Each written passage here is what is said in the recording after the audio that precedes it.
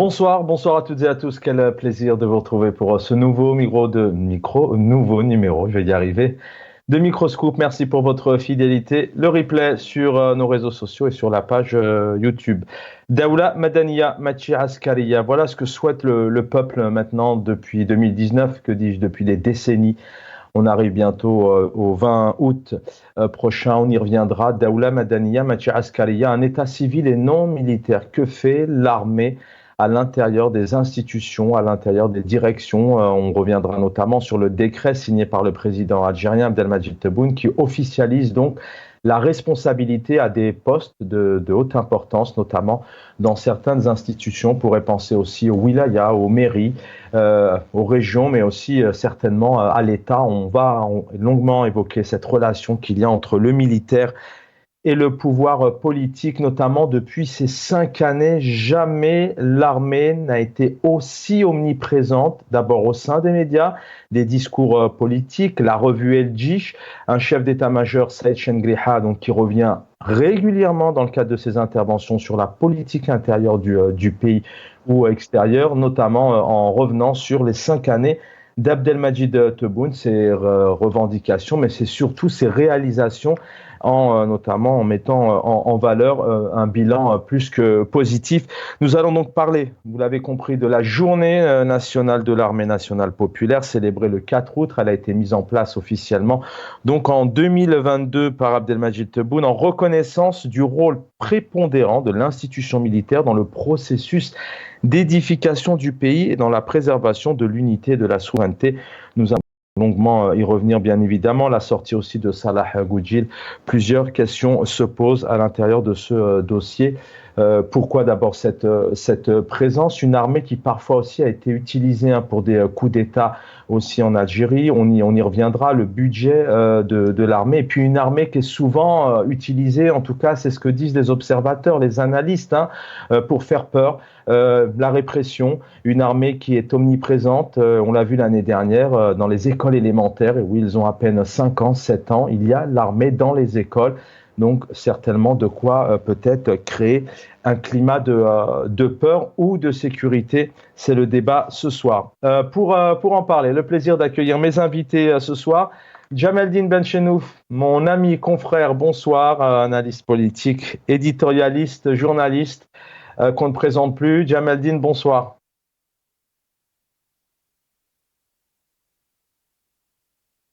Ah, on me dit que Jamaldine n'est pas encore là. Alors, qui c'est que nous avons? Comme ça, on va faire simple. Asdine Toumi est présent. Voilà, donc on va saluer Asdine Toumi. Bonsoir, cher Asdine Toumi, opposant politique. Vous êtes en Algérie. Bonsoir. Bonsoir, cher ami Chaban, à tous les téléspectateurs. Bonsoir à tes invités. Merci pour votre invitation. C'est moi qui vous remercie pour votre fidélité. Est-ce que nous avons le plaisir d'avoir Karim Naïtou Slimane avec nous? Bonsoir, Karim Naïtou Slimane. Bonsoir, Chaban. Bonsoir à tous les téléspectateurs et téléspectatrices d'Al Mararibiya. Bonsoir également à vos invités.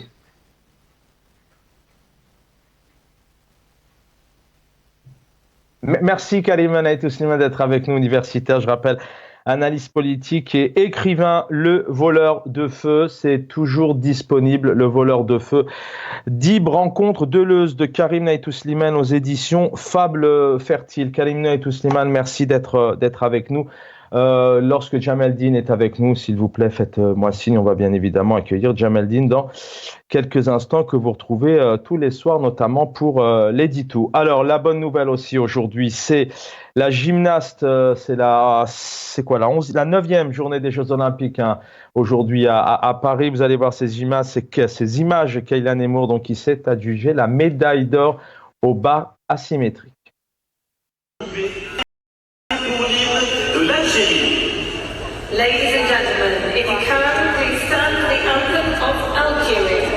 Et l'hymne de l'Algérie en l'honneur de Kaylan Emour.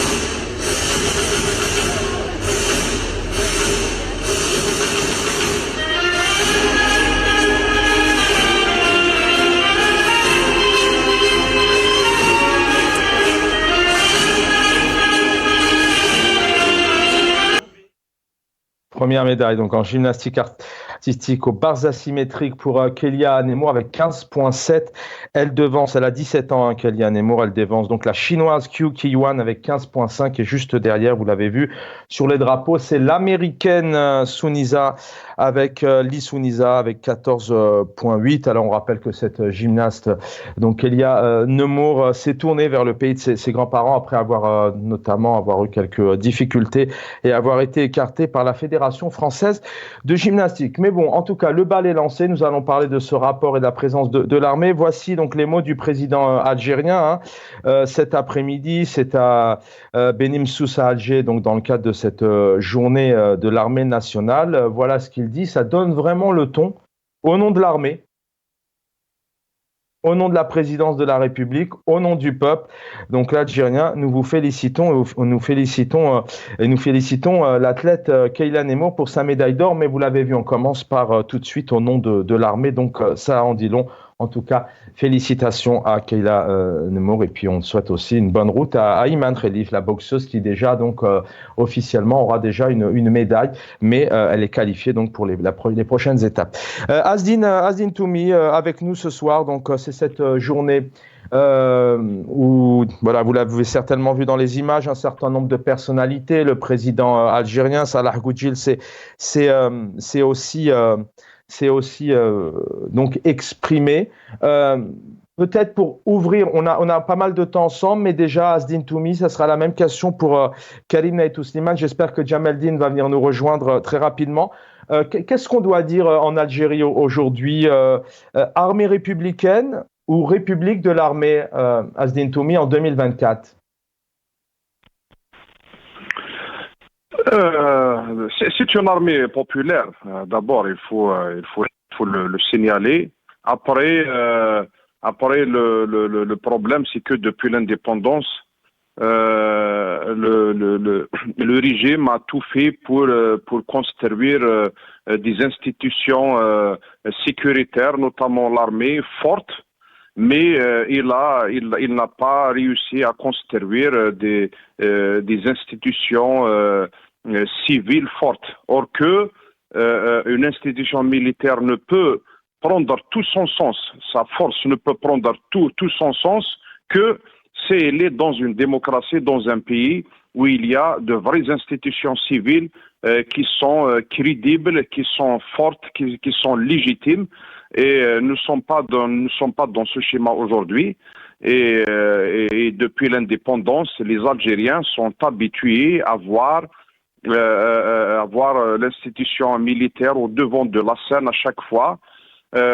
Parfois par la fragilité de ces institutions civiles. C'est ce que je disais, quand vous avez des élections qui sont truquées, donc vous avez automatiquement des institutions qui vont venir après avec un manque de crédibilité, un manque de légitimité.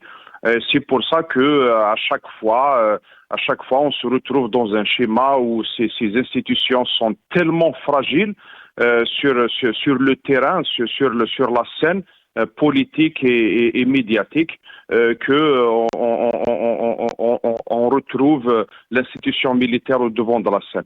Et ça, je pense que c'est le vrai débat qui se pose aujourd'hui, parce que il y a des voix qui sont en train de tout faire pour faire des militants des anti-institutions militaires, etc. Or que personne n'a le droit sur le nationalisme, ne peut hypothéquer le nationalisme pour lui. Le nationalisme, il appartient à tous les Algériens. Et aujourd'hui, le débat, c'est que il faut protéger justement cette institution de la critique, du regard des autres, et ça en faisant en sorte de la soustraire tout simplement du champ politique ou de l'activité politique. Merci. Donc aujourd'hui, le fait de l'impliquer, ne serait-ce que par l'image, parfois même cette campagne médiatique, qui est peut-être derrière, il y a une volonté du régime d'envoyer des messages notamment l'opinion peut-être nationale, mais peut-être beaucoup plus pour l'opinion internationale. D'autant plus qu'aujourd'hui, dans le monde comme à l'intérieur, on souffre, les institutions civiles souffrent de ceux qui, en tout cas celles qui représentent l'État, souffrent de cette légitimité. Donc elles ont l'apparence d'être beaucoup plus fragiles. Donc le régime, le pouvoir a besoin d'envoyer des messages qu'il y a une armée qui est là, qui garante, qui peut garantir la sécurité à l'intérieur comme à ses frontières, etc. Donc même cette campagne, il y a même on va y revenir, un excès de communication, il y a une exagération qui fait que cette institution s'expose plus s'expose plus au débat public. On va y revenir dans le détail, Azdin Toumi. Bien évidemment, nous allons revenir sur l'omniprésence dans les médias aussi, ces messages qu'il y a derrière. Nous allons donner maintenant la parole à notre ami analyste politique, écrivain Karim Naïtou Slimane. Voilà, juste peut-être aussi vous donner, continuer à vous donner le ton. Voilà ce que dit Salah Goudjil, le président du Conseil de la Nation. Cette relation particulière, distinctive et unique au monde qui lie le peuple algérien et son armée fortifie avec certitude les fondements de l'État national, démocratique et social, car l'ANP représente véritablement la colonne vertébrale de l'État algérien, Karim Naïtou Slimane, c'est la question que je posais tout à l'heure, comment on doit qualifier ce système? C'est une armée dans la République? Quel terme vous pourriez mettre et dans les grandes lignes nous donner quelques axes? Et nous allons bien évidemment avoir le temps d'évoquer plusieurs questions précises. Écoutez, la réponse à cette question est très claire et très simple et n'a pas besoin en réalité de beaucoup d'analyse pour y aboutir. Tous les Algériens maintenant la connaissent, et notamment depuis le Hirak. En Algérie, nous avons un système qui fonctionne sur un couple d'un pouvoir formel et d'un pouvoir réel. Le pouvoir formel en Algérie, c'est tout ce qui est mis en façade, c'est-à-dire les personnalités politiques, les postes politiques, et les partis politiques et tout ce qu'on peut mettre un peu dans cette case des acteurs politiques. Le pouvoir réel, par contre, comme le savent tous les Algériens, est entre les mains de quelques gradés de l'armée, parfois avec des centres de gravité qui changent parfois, qui se déplacent relativement, parfois beaucoup plus vers l'état-major, parfois c'est plus aussi les services de renseignement, mais en tout cas le pouvoir réel est détenu par les cercles sécuritaires. Une fois cela dit, on peut encore pousser plus loin l'analyse parce que la problématique de la militarisation de l'État et de la démilitarisation du politique en Algérie, en réalité, est une problématique existentielle pour l'État algérien. Il ne faut pas oublier que l'État algérien est un État post-colonial avec tout le lot des problématiques qui accompagnent ce genre d'État, c'est-à-dire la situation post-coloniale. Alors, pour revenir à l'armée, au lendemain de l'indépendance, l'armée a hérité en tout cas dans sa mission, et même dans sa structure à un certain moment, de l'armée de libération nationale. Mais après 62, l'armée est tout de suite entrée comme acteur politique.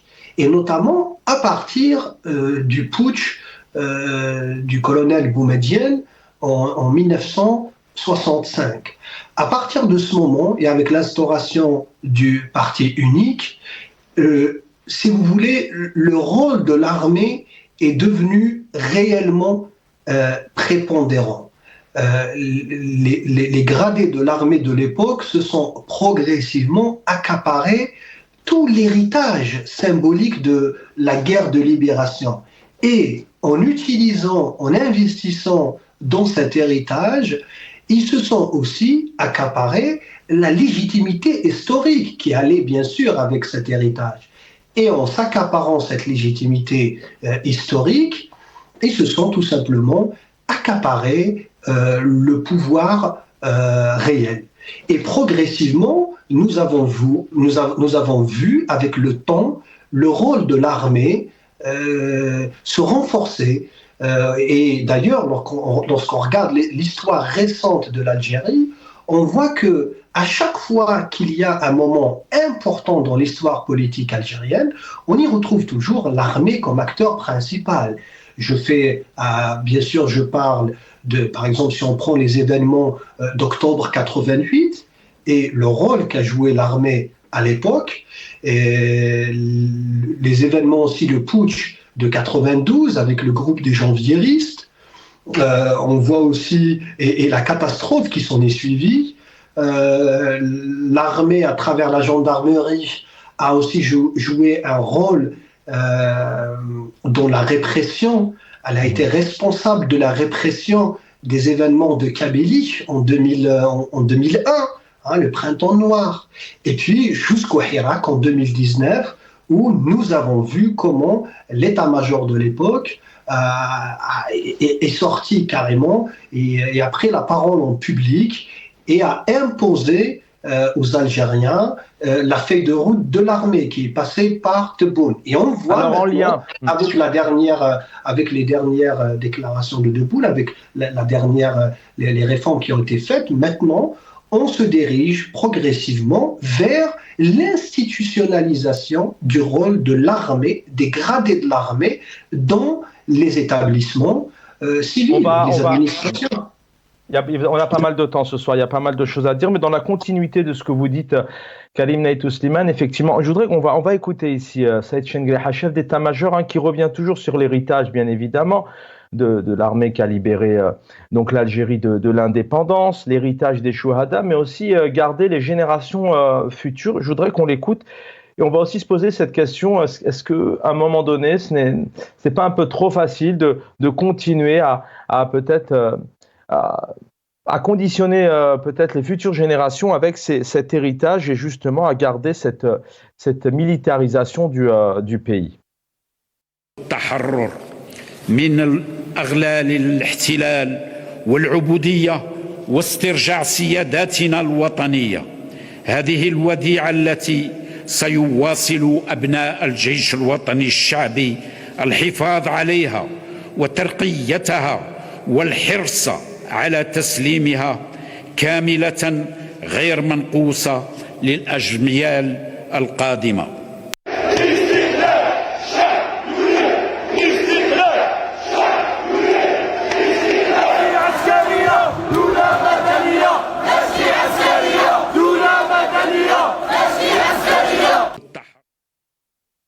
Voilà, merci aux équipes qui préparent les montages.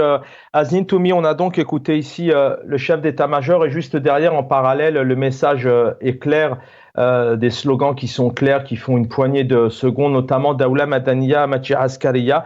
On a ces responsables militaires qui constamment, notamment le chef d'état-major, revient sur les Chouhada, et alors bien évidemment ce qui s'est passé auparavant et toujours cet héritage. Il y a toujours un lien. Je voudrais juste, avant de vous donner la parole, vous lire juste un extrait notamment de l'Express des aides. L'ANP a accompagné les développements importants qu'a connu l'Algérie ces dernières années sur tous les plans, des réalisations qui se sont concrétisées sous l'ère de l'Algérie nouvelle. Donc vous avez compris de qui on parle, du président actuel, dont les contours sont désormais clairs après l'avoir été maintenant 5 ans.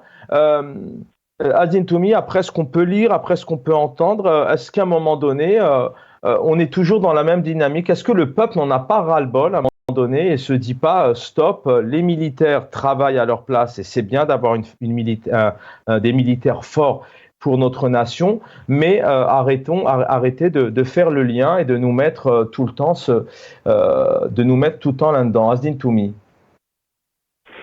D'abord, je voudrais revenir à ce concept de souveraineté nationale, parce que chacun comment il voit il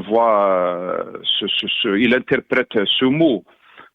Pour moi, la souveraineté nationale elle se traduit sur le terrain par exemple, un système de santé de qualité où, au minimum, nos chefs de l'État ne se soignent plus à l'étranger et ne seront plus contraints d'aller à l'étranger pour se soigner.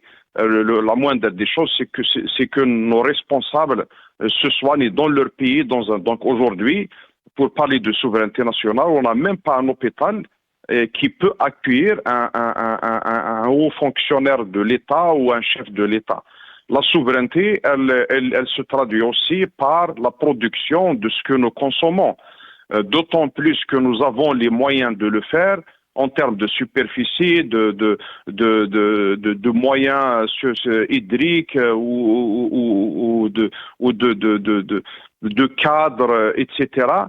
Donc on peut produire ce que nous mangeons dans les céréales, dans le lait, dans les huiles et autres.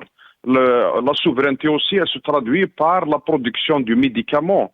On peut avoir une autonomie ne serait-ce que ce qui concerne les maladies graves, etc., où nous sommes complètement dépendants ou presque dépendants de l'importation. La souveraineté, elle passe aussi par l'industrie.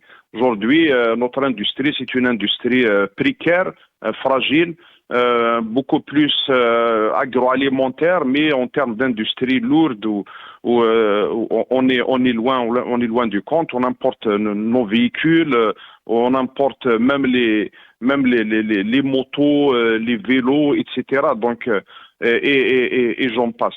Donc aujourd'hui, la question se pose même par rapport à l'industrie militaire où la souveraineté aussi elle est importante, que notre armée puisse produire ne serait-ce qu'une partie de ses armes, d'une partie de la technologie, etc. Et quand on importe tout, on est fragile par rapport à toutes ces puissances qui sont là. Et on a très bien vu sur le terrain qu'aujourd'hui, l'amitié sur le plan international dans les relations géopolitiques et géostratégiques a presque disparu.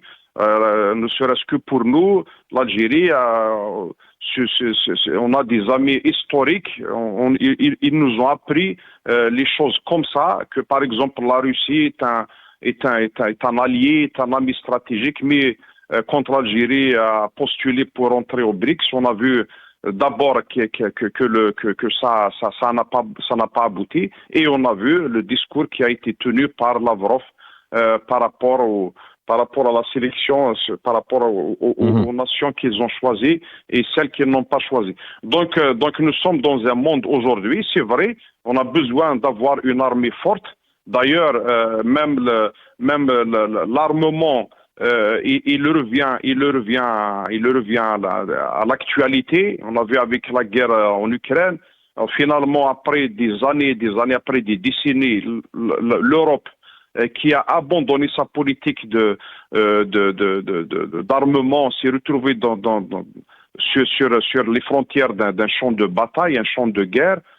Donc, pareil pour les États-Unis, pareil au Moyen-Orient. Nous, au Sahel, il y a des dangers imminents et très graves. Donc, c'est vrai qu'on a besoin d'avoir une armée forte, une armée bien équipée, à la pointe de la technologie. On parlera effectivement. Mais en parallèle, on aura besoin d'avoir des institutions civiles fortes, de la présidence, les assemblées, qui ne peuvent exister sans le passage par un processus démocratique, par des élections libres, indépendantes, loin de la corruption, loin de la fraude, loin du mensonge, loin du populisme. Et malheureusement, on n'est pas en train d'aller vers toute la question aussi ce soir. C'est toute la question aussi ce soir, hein. C'est que des choses qui sont dites, mais à la fois, effectivement, vous venez de faire un tableau assez quand même noir sur la souveraineté, donc ça, c'est aussi un élément important. Je voudrais juste qu'on salue Maître Aïssa Rahmoun, qui est donc secrétaire national de la FIDH. Maître Rahmoun, bonsoir.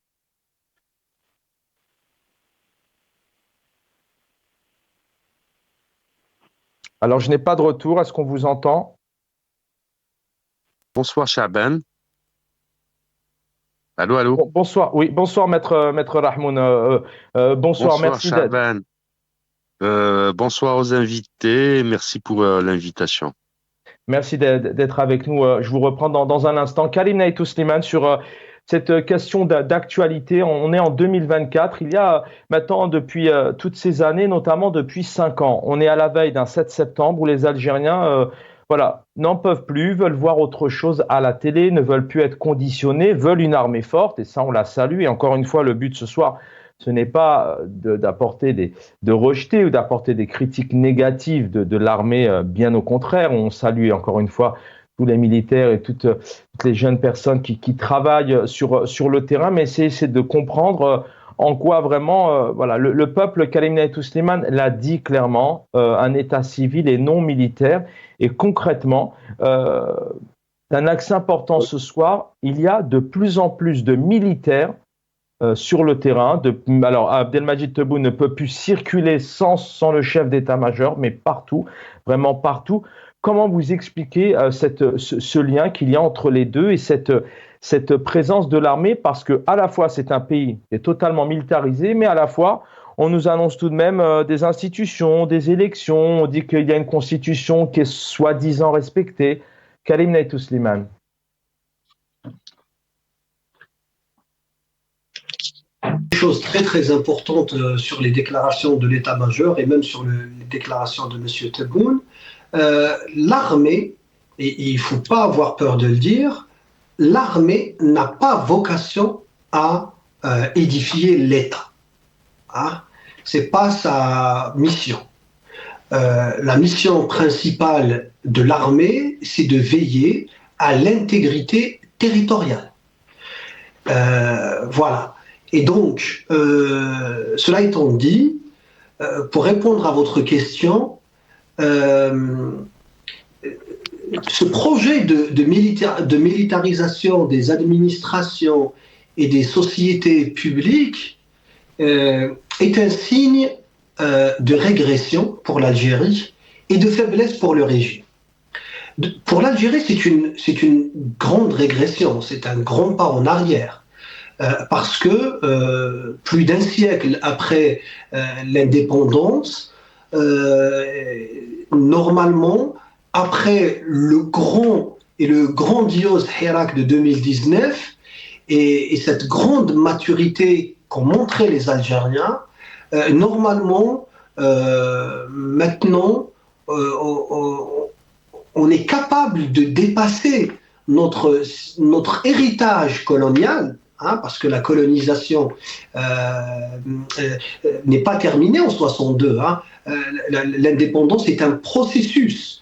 En 62, nous avons acquis notre indépendance territoriale, mais normalement, progressivement, nous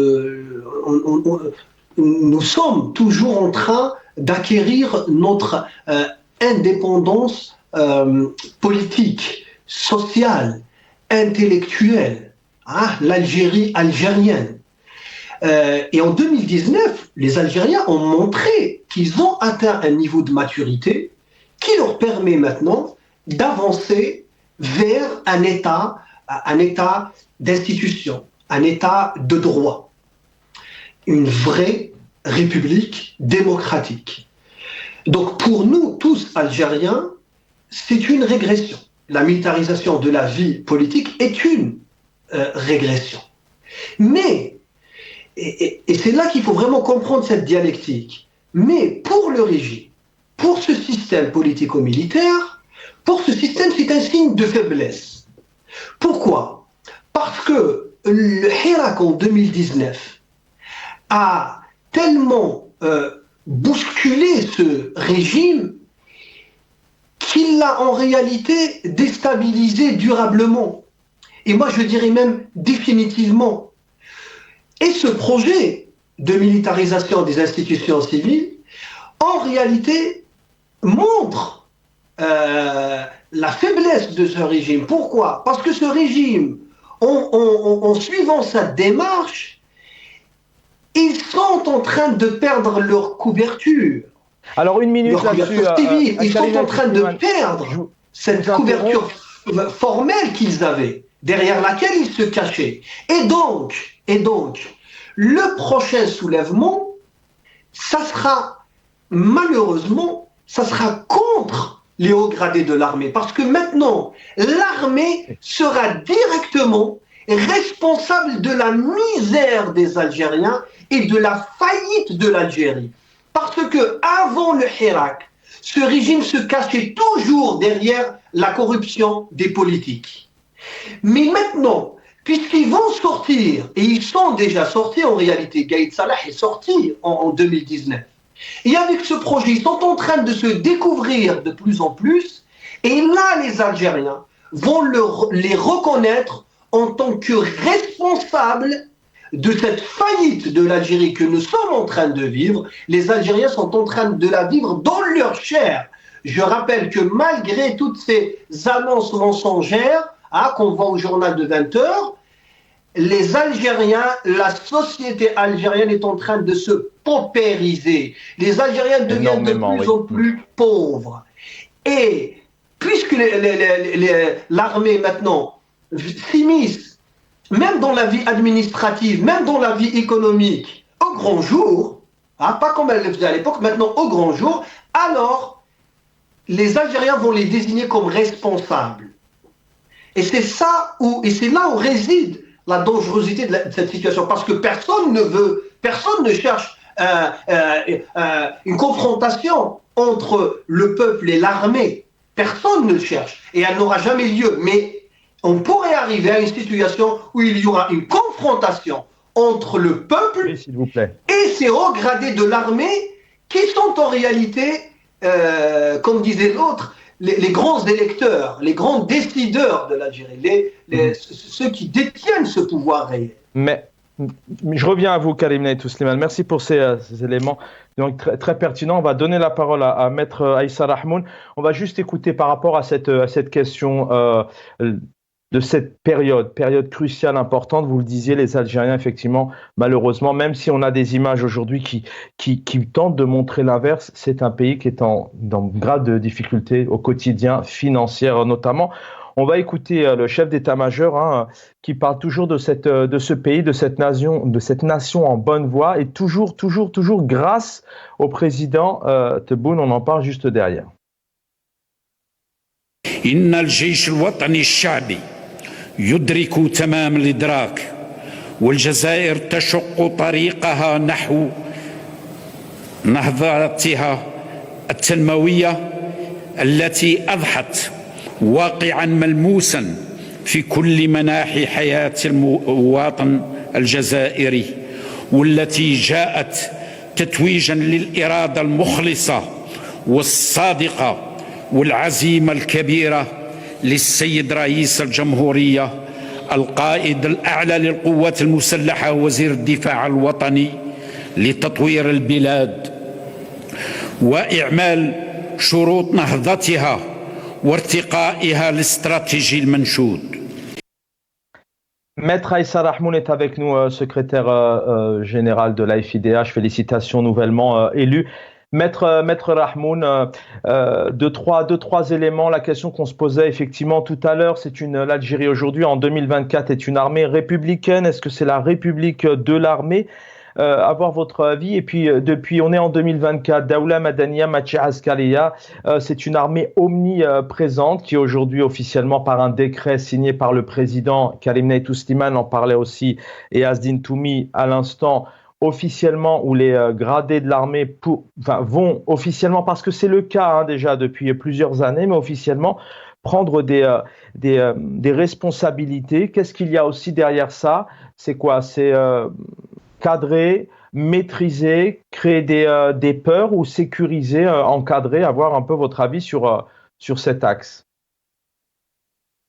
Je voudrais effectivement, c'est une question pertinente et très importante dans la mesure où ce texte qui donne ce pouvoir au gradé de l'armée, à l'armée, il faut le dire comme ça, aux vrais décideurs, de s'introduire dans les administrations, dans le monde économique, dans le monde citoyen. parce que dans le monde civil, tout court, est un aveu d'échec du régime. Pourquoi? Si le Hirak avait posé cette problématique, cette question politique et existentielle à la fois qui a jalonné le combat de la lutte des révolutionnaires, mais aussi des militants des droits humains, de la démocratie, des militants politiques en Algérie, qui disaient que réellement, le pouvoir réel en Algérie est exercé par ces grands électeurs qui sont l'état-major de l'armée. Et d'ailleurs, il faut faire la différence entre l'état-major de l'armée et l'armée nationale, et l'ANP, l'armée nationale populaire, où nous avons tous des cousins, des frères, des oncles, etc., qui sont dans cette armée. La différence, elle est à ce stade de réflexion. Ils viennent de codifier ce qui était déjà en vigueur. La codification de ce qui était déjà en vigueur, c'est-à-dire et là, c'est pas les parquetiers d'Algérie, c'est pas les secrétaires généraux, les directeurs de wilaya, les directeurs centraux, les différents ministres qui vont nous contredire sur ce point, que les enquêtes d'habilité à exercer ce genre de fonction est faite et commandée par l'armée à travers son mécanisme de police politique, qui est l'ancêtre du DRS. Actuellement, c'est un organe très hybride qui ne peut pas avoir une fonction dûment assumée par les textes de la République, que toutes les nominations dans ces postes administratifs, dans ces postes économiques, de directeur ou responsable d'entités économiques, administratives, voire politiques, et des fois de la société civile, c'est des enquêtes diligentées par les services de sécurité. Ce qui est bon dans cette approche, ce qui est bien dans ce texte, c'est qu'aujourd'hui, le régime assume pleinement sa qualité de faiseur de président, de faiseur de ministre, de faiseur de responsables, de députés, de maires, de wali, etc., etc. Aujourd'hui, on est dans une équation où le Hirak a gagné dans son esprit du moment où il a posé la véritable question de l'omniprésence et domination de l'armée à travers ces corps de sécurité sur la vie politique. C'est-à-dire, en fin de compte, que tous ces acteurs visibles sur la scène civile et politique ne sont qu'un produit d'une décision militaire, d'une décision sécuritaire, d'une décision d'une intelligentsia, pas au profit du peuple algérien, mais au profit d'une caste de décideurs qui ont appauvri le peuple, effectivement, qui ont paupérisé le peuple, qui ont dominé le peuple. Les intérêts surnois de ce régime, de ces décideurs, sont contre les concepts, la philosophie, la culture des droits de la personne humaine, de la démocratie, de l'état de droit. Donc aujourd'hui, une chose est claire, dans ce processus législatif, mais aussi dans ce processus de domination, parce qu'il s'agit aussi d'une violence. Et quand on a un régime violent, parce que des fois on a tendance à appréhender, à comprendre et à analyser le phénomène de la violence par ces violences policières, ces violences militaires jusqu'à la guerre civile. Faut pas être amnésique. La guerre civile des années 90, mais aujourd'hui il y a une violence législative qui s'exerce sur le peuple algérien, contre le peuple algérien. Aujourd'hui, la lutte verticale, je voudrais dire, de ce processus de résistance de la société algérienne. Il n'y a plus de DPP, il n'y a plus de déjeter comme ça et le seul gagnant est le régime. Aujourd'hui, l'équation verticale veut dire que il y a un groupe de décideurs contre le peuple algérien et il y a cette société qui résiste et d'ailleurs qui ont donné le la dans cette symphonie de résistance et de lutte pour l'épanouissement de l'Algérien, de la société algérienne. Et il faut le dire, les militaires aujourd'hui assument pleinement et d'une manière très vulgaire, il faut le dire, leur domination de la société. C'est une partie remise qui risque d'être violente. Alors justement, très bien. Gardez ce qualificatif. Asdine Toumi, peut-être une question là-dessus. L'histoire nous le dit, hein, il y a plusieurs pays qui ont été militarisés, qui ont militarisé la vie civile et qui ont connu des fins tragiques sur les dernières décennies ou encore même en Afrique dernièrement. Je voudrais vous entendre là-dessus et vous parliez aussi tout à l'heure un peu du Mali. Le Mali, on rappelle que le Mali a accusé dernièrement l'Algérie d'entretenir, de créer le terrorisme. L'Algérie, d'un point de vue diplomatique, malgré les sorties de Saïd Chengreha, chef d'état-major, on a vu l'Algérie diplomatiquement tout de même s'isoler, perdre un certain nombre de places. Comment avoir un peu votre avis aussi là-dessus. Comment on peut expliquer qu'à la fin, on a un chef d'état-major, on a une armée qui, tous les mois, dans sa revue, elle dit « je vante le président et vante les actions », mais à la fin, on a l'impression tout de même que c'est peut-être une armée stratégique fragilisée qui a du mal à s'imposer dans certains dossiers et certaines régions.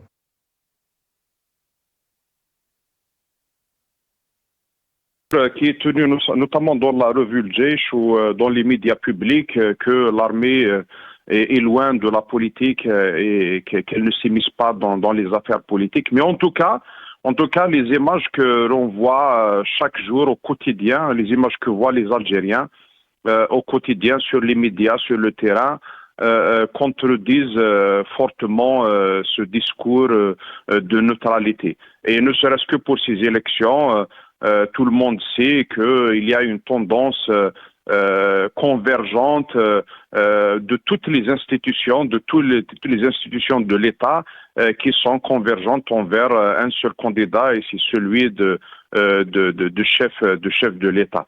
Après, le contexte régional, c'est vrai quand on voit là où il y a des putschs, là où il y a des militaires à la tête de l'État, on voit immédiatement la violence s'installer, le chaos s'installe, et puis ces pays-là, ils rentrent dans des tunnels de violence, d'incertitude, et c'est ce qui se passe aujourd'hui dans le Sahel, et ça ouvre la porte à toutes sortes de conflits, de groupuscules, de groupes armés, de trafiquants qui sont en train de se positionner dans ce territoire vaste, très vaste, difficile à contrôler, etc. Donc aujourd'hui, la responsabilité aujourd'hui, ce qu'il faut faire, c'est de soustraire justement le pays de cette logique de tout sécuritaire. Mais sans faire peur Asdine Toumi, sans faire peur au peuple, et je voudrais aussi entendre, parce que ça me semble un axe important, sans faire peur bien évidemment au peuple algérien, etc., mais sur du moyen ou sur du long terme, cette situation, est-ce qu'elle pour vous parler tout à l'heure, Maître Rahmoun terminait son propos par ce qualificatif de violence. Est-ce que, je vous le disais, l'histoire nous le dit, il y a des pays militarisés où il y a eu des putschs, où il y a eu quand même des phases difficiles, parfois sanglantes, bien sûr.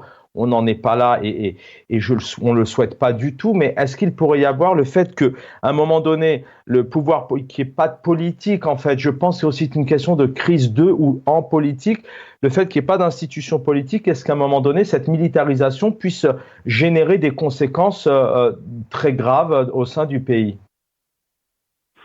Non, en tout cas, plus on s'éloigne d'un état de droit, de la construction d'un état de droit, et la consécration de la démocratie, plus on s'éloigne d'un vrai processus démocratique, plus on fait perdre du temps, ne serait-ce que ça, pour l'Algérie, on fait perdre du temps pour le peuple algérien, et on rate des occasions concrètes comme le Hirak ou bien d'autres occasions qui sont présentées devant l'Algérie des décennies avant. Donc après cette perte de temps, ça peut, tout est possible. Après, vous savez, dans un contexte comme ça régional que je dis, je venais de dire que le contexte il est difficile. C'est vrai, il y a beaucoup de défis importants, il y a beaucoup de challenges. Et s'il y a une partie de ces dangers imminents qui est réel, qui est là, c'est le danger, il est réel. Donc après, ça demande, c'est vrai, une armée forte pour faire face, mais aussi un front populaire donc fort qui ne peut se traduire qu'à travers des institutions fortes légitimes autour desquelles le peuple algérien va se mobiliser. Aujourd'hui, on est loin de ça. On est dans un pays où il y a une crise politique d'abord. Et c'est les Algériens aujourd'hui, il y a une partie d'Algériens, des militants, des opposants qui critiquent le mode de gouvernance, c'est de leur droit absolu. Il faut justement se soustraire de cette logique de tout sécuritaire et revenir à la vie politique normale où les gens peuvent s'exprimer, où les gens peuvent critiquer, parce que c'est à travers ça qu'on peut aller de l'avant. Ce statu quo et ce fait accompli devant lequel est mis le peuple algérien avec Merci. Une feuille de route sur laquelle le pouvoir ne veut rien discuter.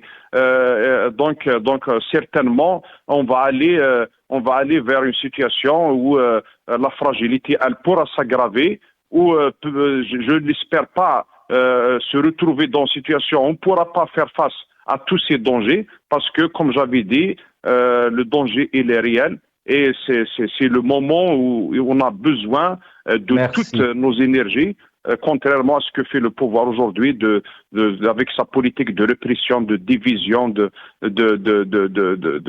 peur, etc. Merci. Restez avec nous, Azin Toumi. Karim Naïtou Slimane, quelque part, vous le disiez aussi tout à l'heure, peut-être que le prochain soulèvement, le peuple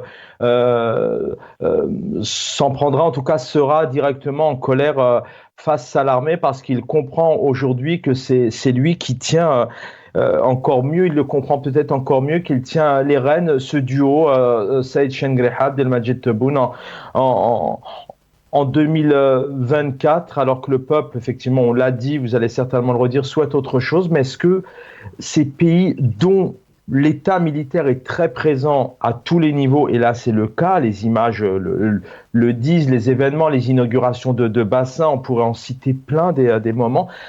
Est-ce que ça pourrait engendrer à un moment donné dans un pays continent comme l'Algérie, avec toutes ses richesses, en 2024, ça pourrait générer des difficultés, des violences, peut-être des coups d'État, sachant aussi que n'oublions pas que l'Algérie a, si je ne me trompe pas, a aussi fait appel à son armée, donc les hauts responsables, peut-être à arrêter un processus électoral comme ils l'ont fait dans les années 90, ou vous parliez de 2001, vous parliez du Hirak, etc. Karim Naïtou Slimane, un peu globalement sur ces 2-3 éléments. Cette violence, Chaben, nous la vivons depuis 62. Et c'est pour ça que j'avais commencé mon propos par un petit historique sur l'histoire de cette armée, en fait.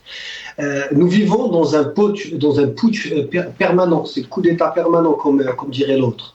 On est en coup d'État depuis le putsch contre le gouvernement provisoire de Ben Khadda. Hein?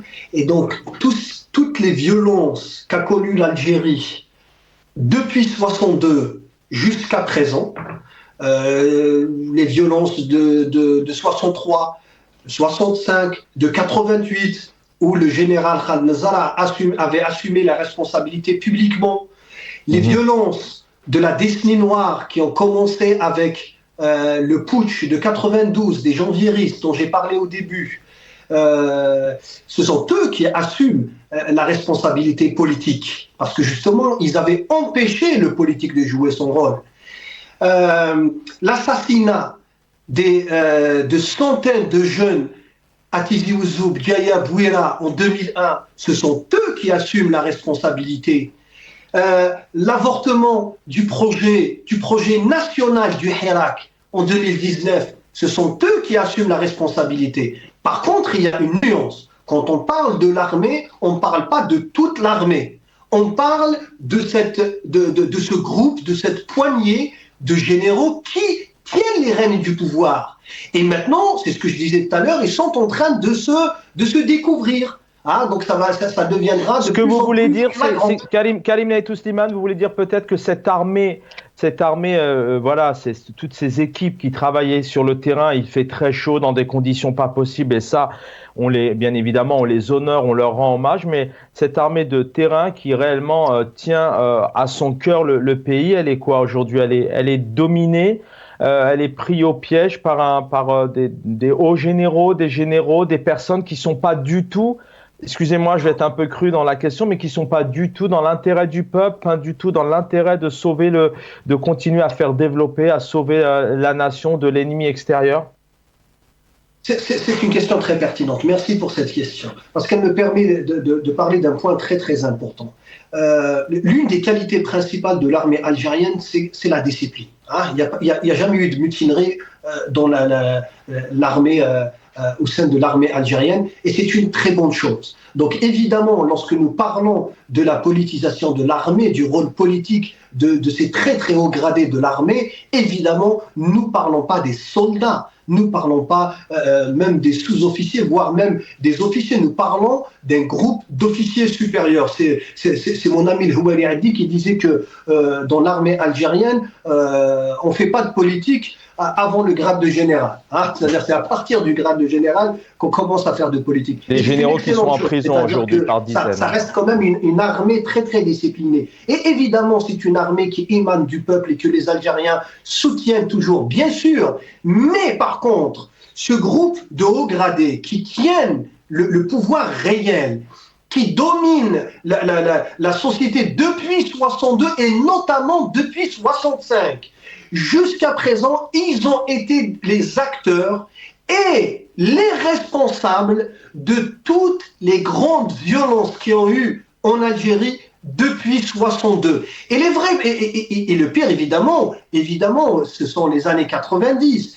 Évidemment, il ne faut pas nier les responsabilités politiques des uns et des autres, mais ceux qui ont déclenché la violence en s'opposant à la volonté populaire, c'était le groupe des janviéristes, et ils l'ont reconnu, c'est-à-dire c'est pas des accusations, ce sont des vérités qui sont connues par tous les Algériens. Et donc, depuis 2019, avec le Hirak c'était pas un projet idéologique, le Hirak c'était pas les islamistes, le Hirak c'était pas les berbéristes, parce qu'en 2001 ils ont dit que c'était les berbéristes et que la Kabylie voulait prendre son indépendance. En 92 ils ont dit que c'était les islamistes, en 63 ils ont dit que c'était les berbéristes. Mais en 2019, il n'y avait aucune idéologie. C'était un mouvement national patriote qui avait transcendé tous les courants idéologiques, qui était là pacifiquement pour redresser le pays, pour jeter les bases, pour asseoir les bases d'un état de droit. Mais malheureusement, encore une fois, ils ont fait un putsch politique en imposant Tebboune contre la volonté populaire, et ils continuent dans la même voie parce qu'ils vont l'imposer aussi le 7 septembre prochain.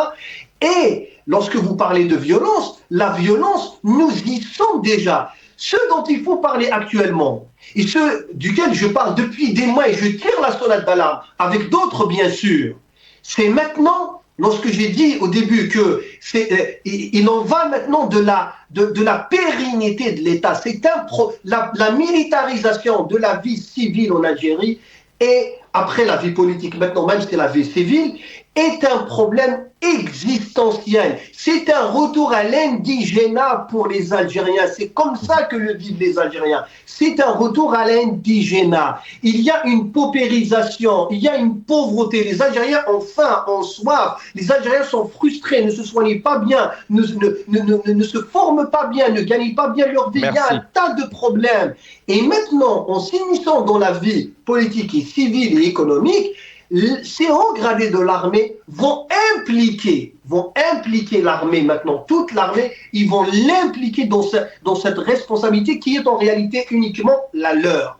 Et c'est pour ça que nous, à chaque fois, même si on formule des critiques, on rappelle toujours qu'il n'est pas encore trop tard, même si malheureusement la déliquescence de l'État est à un état avancé, mais il n'est jamais trop tard pour bien faire. La solution, c'est qu'il faut revenir au plus vite à la légitimité populaire. Il faut revenir à la légitimité politique et sortir de cette politique du tout sécuritaire et surtout du tout corruption, parce que ce dont on parle pas trop, c'est la corruption. À l'époque Bouteflika, ce régime a fait croire aux Algériens que la corruption était le fait de civils. C'était Haddad, c'était Oyahia, c'était...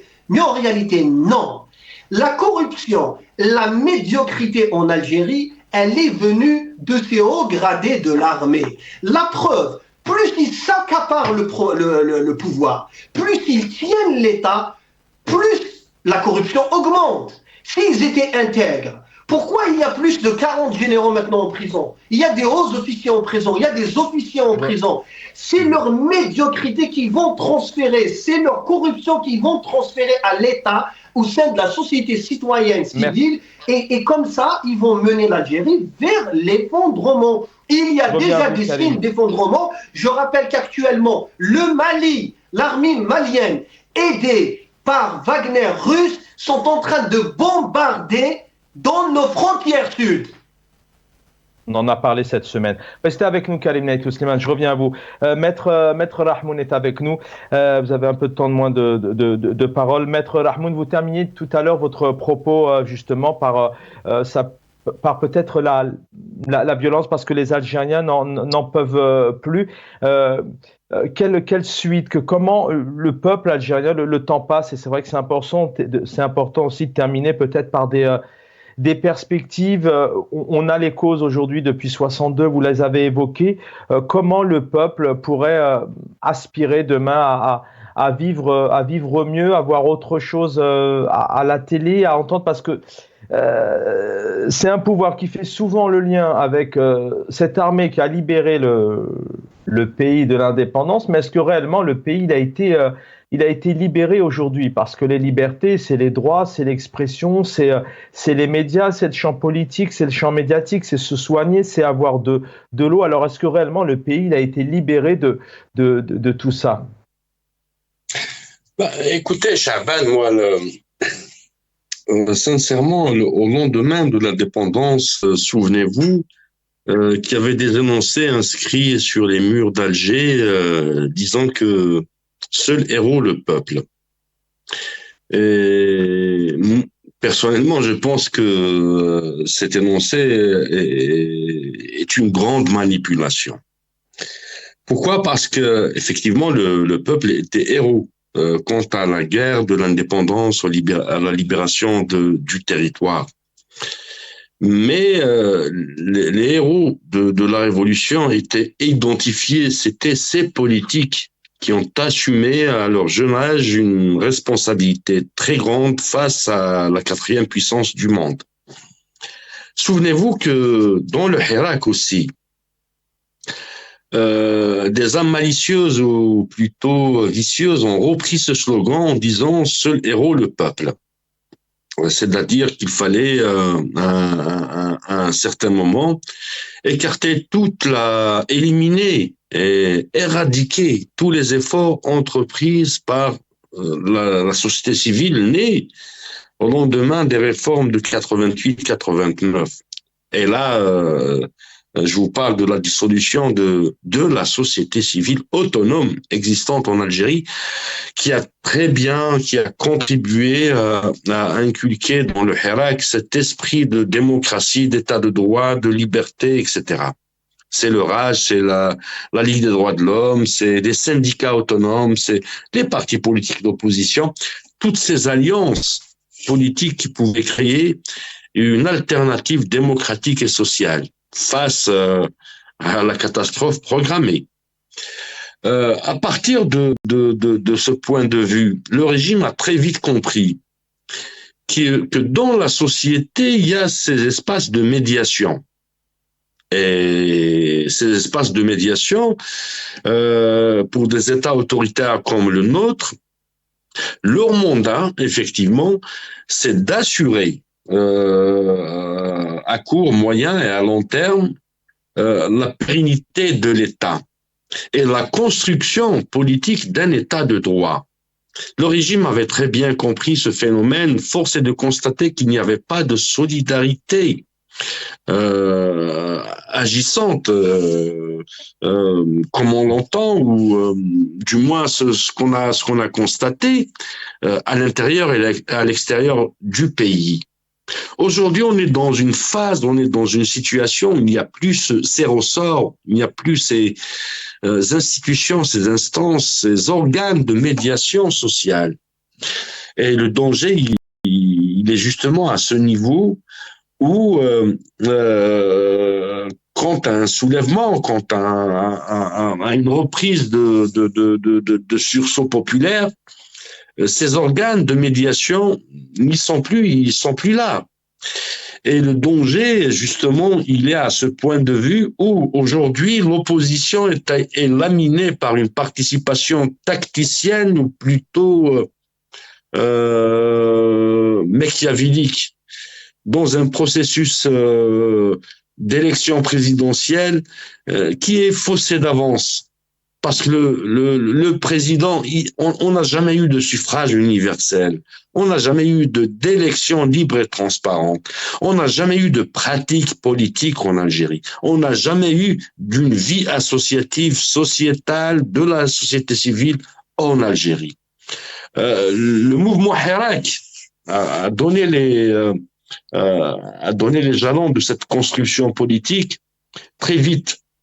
Et là aussi, il faut se dire qu'on est victime de deux événements en Algérie, que ce soit les attentats du 11 septembre aux États-Unis, mais aussi le Covid, qui l'UNICEF disait la chose suivante. On dirait en fait que même le bon Dieu leur appartient. C'est pas une fatalité en soi. Pourquoi? Parce que il faut pas qu'on arrive à interrompre un processus historique, un processus politique. Ça fait partie d'un processus politique. C'est ce que je disais le mois dernier à un ami ancien ministre tunisien, actuellement poursuivi en Tunisie, Kamel Jendoubi, je lui disais que l'élection de Kais Saïd en Tunisie fait partie de ce processus révolutionnaire historique. Et aujourd'hui, le fait d'adopter ce genre de législation, de règlement, de loi qui autorise les militaires à gérer la vie civile et civique à la fois, fait partie de ce processus historique qui est interminable. Et les processus historiques, personne ne pourra les interrompre. Les révolutions sont restez avec nous. Maître Larkoun, je vais tenter de revenir à vous. Il nous reste du temps.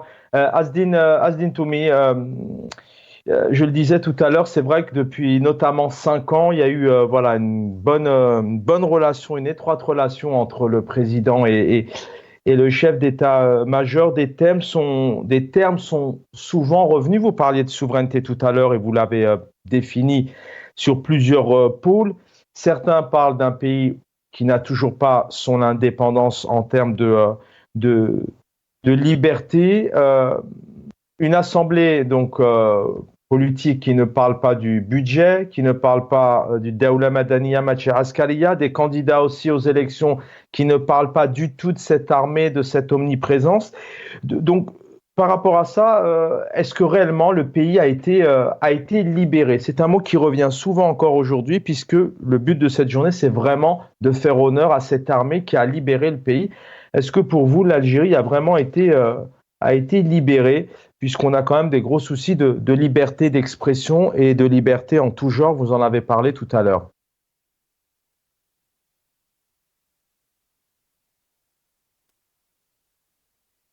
Alors, j'ai pas de retour. Est-ce qu'on vous entend, Asdin Toumi? Donc, on va tenter de vous rappeler peut-être.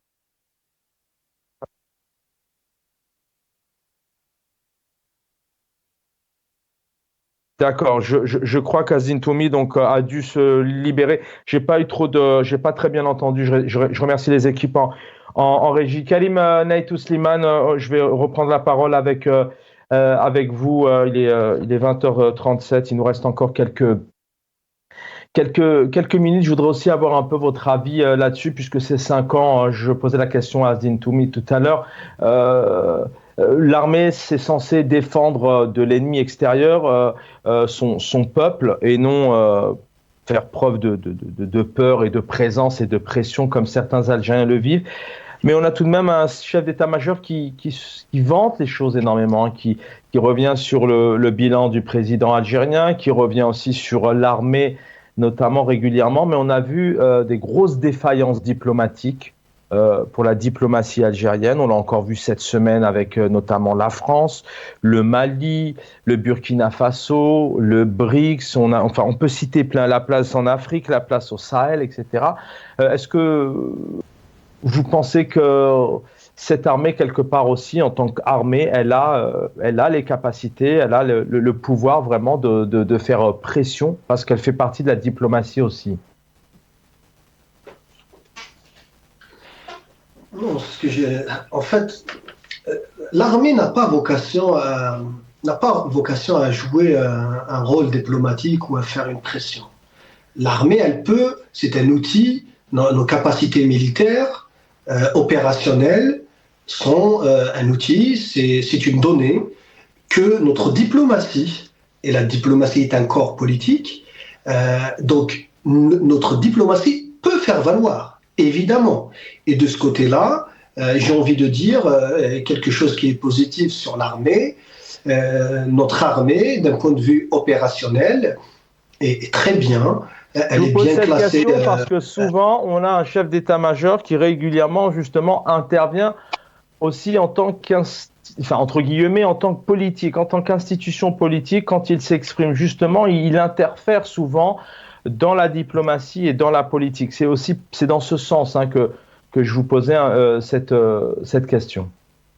Oui, mais à l'international, il n'est pas écouté, et au contraire, et même s'il exerce une pression, ça va être une pression négative.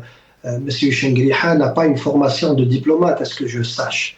Et d'ailleurs, même d'un point de vue militaire, si on applique les règles de l'armée elle-même, Monsieur Chengriha doit être à la retraite en réalité.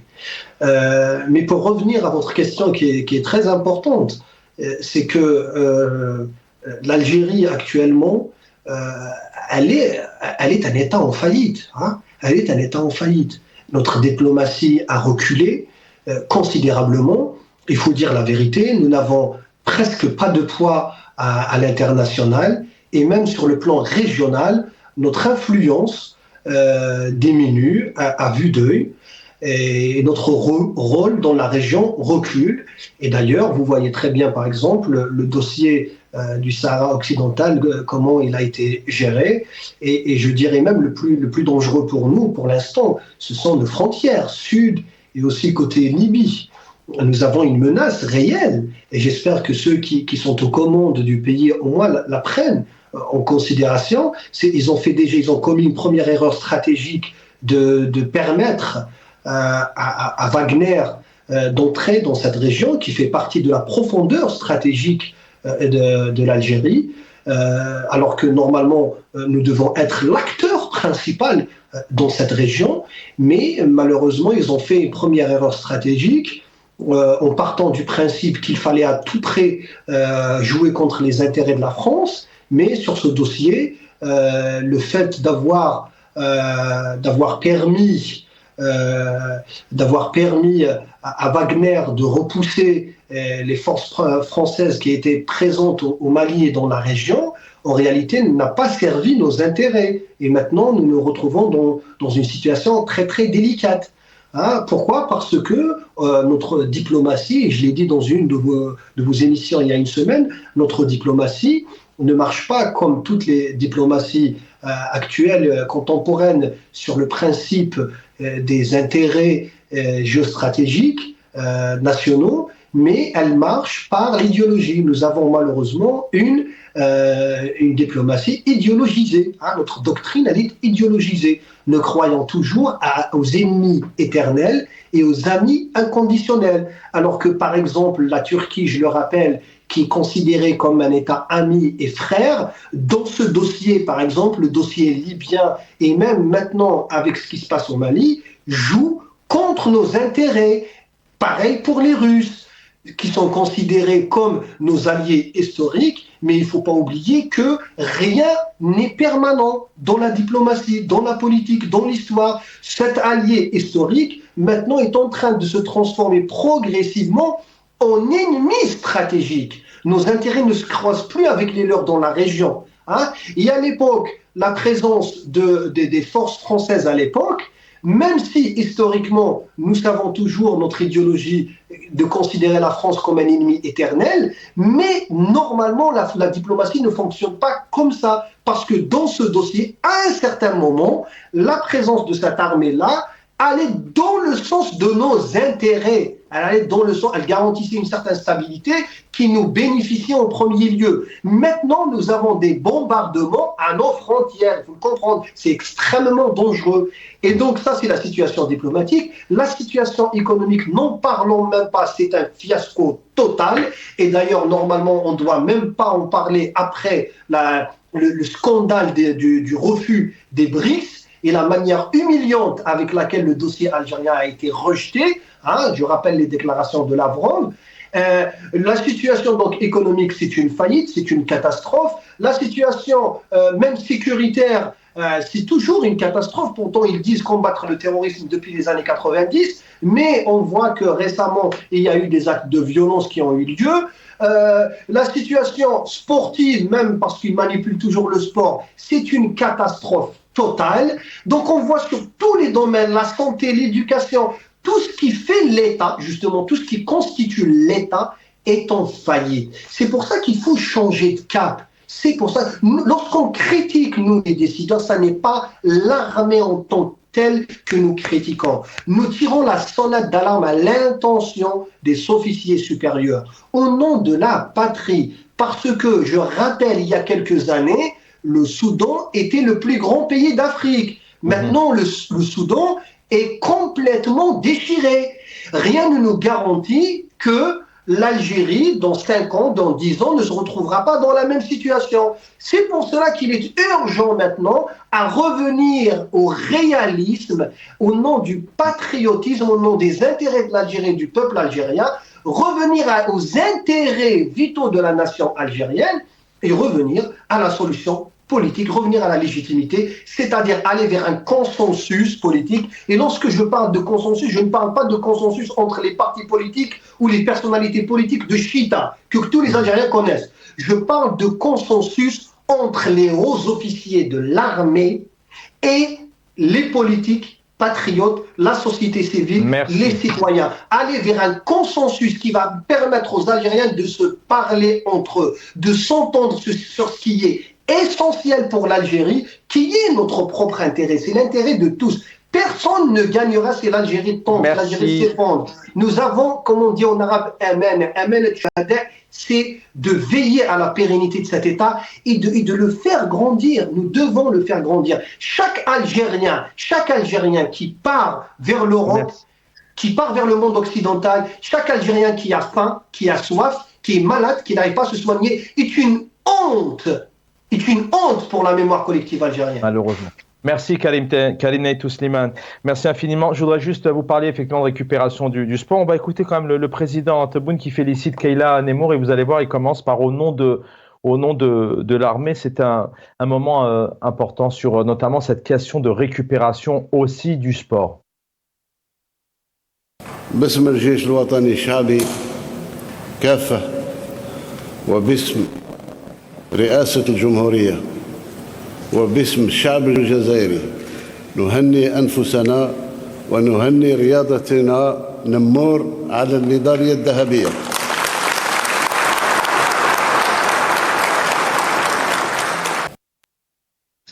C'est vrai que il y a déjà beaucoup sur les réseaux, beaucoup de réactions sur les réseaux sociaux de ces remerciements, car faut savoir, voilà, Kayla Nemo qu'on félicite et on est vraiment fiers de cette très belle médaille d'or au nom au nom de l'Algérie et de ce magnifique pays. Mais il faut savoir aussi que Kayla Nemo n'a pas pu trouver les équipes, la formation, l'encadrement. Et qu'elle a tout appris à l'étranger notamment. Kalim et Slimane, écoutez, j'ai le plaisir de conclure l'émission avec vous.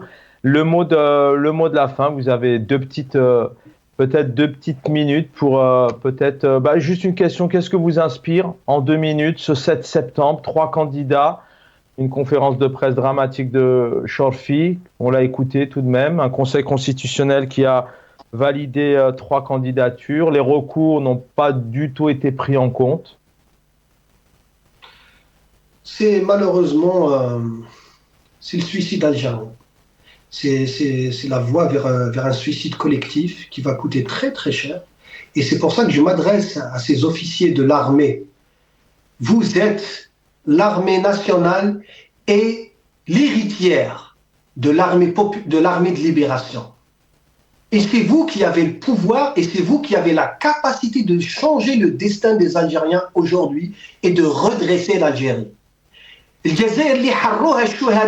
peut partir en fumée à cause de votre bêtise et de votre irresponsabilité. Il est temps de redresser la barre. Et on voit tous qu'il ne faut pas remettre en cause le patriotisme des Algériens. On voit tous comment, et d'ailleurs je profite pour féliciter nos 2 athlètes, la boxeuse et celle qui a eu la médaille aujourd'hui, Nemour et Iman Khalif. Je profite pour les féliciter au nom du peuple algérien, au nom des Algériens. C'est comme ça, parce que cet honneur va à l'Algérie. Et nous avons vu comment nous avons tous vibré, comment nous avons tous pleuré quand nous avons... Aujourd'hui, personnellement, quand j'ai vu le drapeau algérien et en bas, au-dessous, il y avait le drapeau américain et chinois, je me suis dit... Merci Kalim et Slimane. Combien de médailles on pourrait avoir dans tous les autres domaines, dans la médecine, le sport, la science, la politique, l'économie. On y reviendra. L'Algérie est pleine de champions. L'Algérie a son élite, a ses Algériens. Nous sommes 45 millions de champions qui nous laissent jouer. Merci. Voilà, plus de 40 millions de passionnés de sport qui nous laissent jouer. On y reviendra, bien évidemment. On est fiers de Kayla Nemour et de Iman Khalif, la boxeuse aussi, qui est en lice pour les demi. Mais il était important aussi de revenir. On y reviendra sur les moyens mis en place aussi depuis ces 5 ans, sur le bilan d'Abdelmajid Tebboune, sur le sport, la culture, qui sont des chevilles ouvrières des valeurs humaines, de regroupement, de démocratie, d'échange, quand on sait que les chants du Hirak sont nés aussi dans les stades de foot. Donc félicitations à ces 2 grandes sportives qui représentent très très bien l'Algérie. Un autre talent, c'est Karim Naïtou Slimane, c'est le voleur de feu Dib, Rencontre Deleuze aux éditions Fable Fertile. Karim Naïtou, Azdine Toumi, merci d'avoir été avec nous, et Maître Aïssa Rahmoun, merci aussi d'avoir été avec nous, secrétaire général de la FIDH. L'équipe en régie, merci pour le travail technique que vous faites, et merci à Houssine de m'avoir accompagné pour réaliser cette émission. J'aurai le plaisir de vous retrouver, je l'espère, demain à la même heure. Prenez soin de vous.